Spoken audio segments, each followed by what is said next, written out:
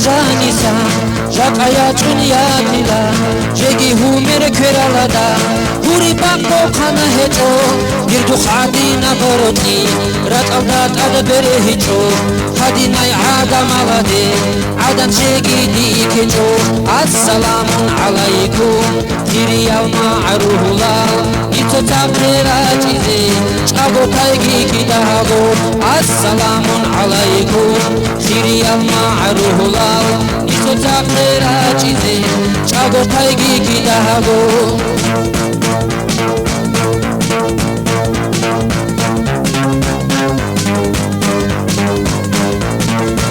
Rohalichba Karababak,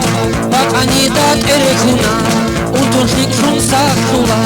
Karambaru Gelerunal, Kharil Kutak Khwanani, Alhu Changi Chuchura,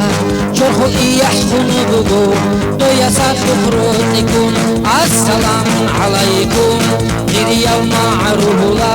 Wa alaikum assalam, Imama Surat Soyal, Assalamun alaikum, Kiriyal Ma'ruhula, Itotabera Jize, Chago Taigi Kidago.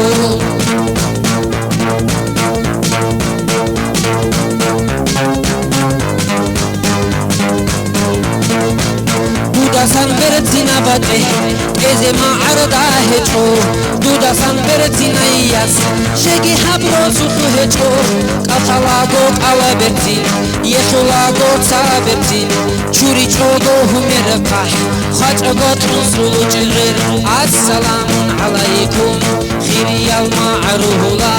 Nisotakera Jize, Chago Taigi Kidago, Assalamun alaikum, Kiriyal Ma'ruhula, Wa alaikum assalam, Imama Surat Soyal.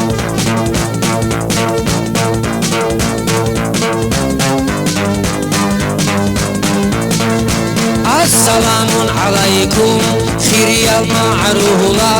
Nisotakera Jize, Chago Taigi Kidago, Assalamun alaikum, Kiriyal Ma'ruhula, Wa alaikum assalam, Imama Surat Soyal.